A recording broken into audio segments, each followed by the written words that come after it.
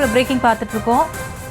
விஜய் சுற்றுப்பயணம் குறித்து இன்றைய ஆலோசனை கூட்டத்தில் தகவல் வெளியாக இருக்குன்னு நமக்கு செய்தி கிடைச்சிருக்கு. அதை பற்றின அண்மை செய்தியை பார்த்துட்டு இருக்கோம். சீமான் உள்ளிட்டோரின் விமர்சனங்களை எதிர்கொள்வது குறித்தும் இன்றைக்கு ஆலோசனை கூட்டத்தில் ஆலோசிக்க வாய்ப்பு இருக்கு. விஜயோட சுற்றுப்பயணத்தை முன்னிட்டு நிர்வாகிகளை விரைவாக விஜய் சந்திச்சு இன்னைக்கு ஆலோசனை நடத்த வாய்ப்பு இருக்கு. அதில் நடிகர் விஜயின் தாவேக மாவட்ட நிர்வாகிகள் இன்று அறிவிக்கப்பட வாய்ப்பு இருக்கிறதா சொல்லியிருக்காங்க. இது பற்றின கூடுதல் விவரங்களோட நேரலையில் இணைகிறாரு செய்தியாளர் ஜெரி.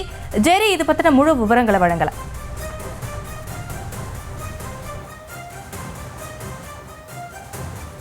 வணக்கம். தமிழக வெற்றி கழகத்தினுடைய கொள்கை என்ன, கோட்பாடு என்ன? இதுவரை செய்தியாளர்களை சந்திக்கவில்லை.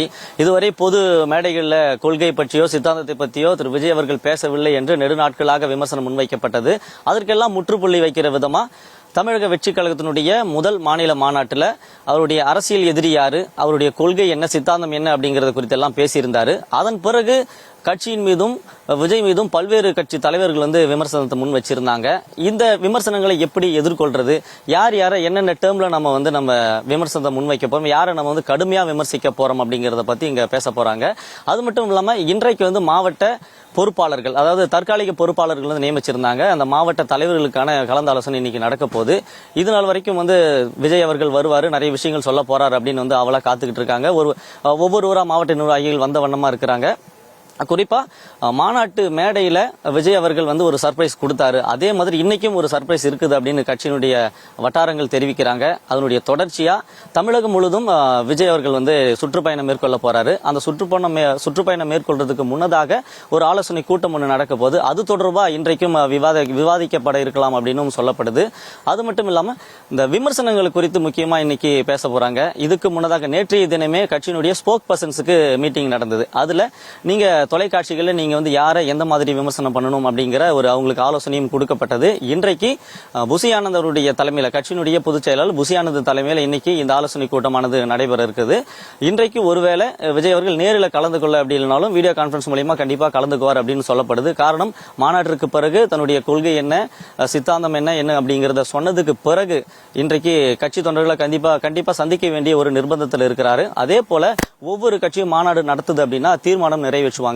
அந்த தீர்மானம் தமிழக வெற்றி கழகத்தினுடைய மாநாட்டில் நிறைவேற்றப்படல. அதுக்கு முக்கிய காரணம், எல்லாருமே தற்காலிக நிர்வாகிகளா இருக்கிறாங்க. இப்ப முதல் வேலை என்ன அப்படின்னா நிர்வாகிகளை நியமனம் பண்ணணும். அப்போ நிர்வாகிகள் நியமனம் பண்ணணும் அப்படின்னா இதுவரை இப்ப தற்காலிகமா இருக்கிறவங்கள்ட்ட டிஸ்கஷன் போகும். இப்ப யார் எந்தெந்த மாவட்டத்தில் சரிவர வேலை செய்யறாங்க, கட்சிக்கு முன்னாடி விஜய் மக்கள் இயக்கத்திலிருந்து யாரெல்லாம் வேலை செஞ்சுக்கிட்டு இருக்காங்க, இப்ப இந்த மாநாட்டுக்கு யாரு வேலை செஞ்சாங்க, இன்னும் இவங்களை பொறுப்பாளர்களா நியமிக்கும் போது எந்த மாதிரியான ஒரு தாக்கத்தை ஏற்படுத்தும் அப்படிங்கிற மாதிரியாக இப்போ நிர்வாகிகளை நியமனம் பண்றது தொடர்பான ஒரு ஆலோசனை நடக்கும் அப்படின்னு சொல்லப்படுது. அதுலயும் தொடர்ச்சியாக ஒவ்வொரு கட்சியும் இப்போ தொடர்ச்சியா இந்த காலகட்டத்தில் பாத்தீங்கன்னா எல்லா கட்சிக்கும் ஒரு தொலைக்காட்சி இருக்குது. அப்போ தமிழக வெற்றி கழகத்தினருக்கும் ஒரு தொலைக்காட்சி தேவைப்படுது. ஒரு நீண்ட நாட்களாகவே இந்த கட்சி நிர்வாகிகளிடம் ரகசியமா இதுக்கான பேச்சுவார்த்தைகளும் நடந்துகிட்டு வருது. அது தொடர்பான விவாதம் போறதுக்கான வாய்ப்புகளும் இருக்குதுன்னு சொல்றாங்க. தமிழக வெற்றி கழகத்தினுடைய தலைவர் விஜய் இன்றைக்கு முக்கியமான ஒரு ஆலோசனையில் ஈடுபட போறார். ஒரு முக்கிய தகவலை சொல்ல போறதாகவும் சொல்லப்படுறாங்க. அதாவது முன்பே குறிப்பிட்டிருந்த மாதிரி மாநாட்டில் யாரும் எதிர்பாராத விதமாக கடுமையாக திமுகவை விமர்சனம் பண்ணியிருந்தாரு. அதே போல அந்த சர்ப்ரைஸ் மாதிரி இப்பவும் ஒரு சர்ப்ரைஸ் கொடுக்க போறாரு. யாரும் எதிர்பாராத ஒரு விஷயத்த பேச போறாரு அப்படின்னு சொல்றாங்க.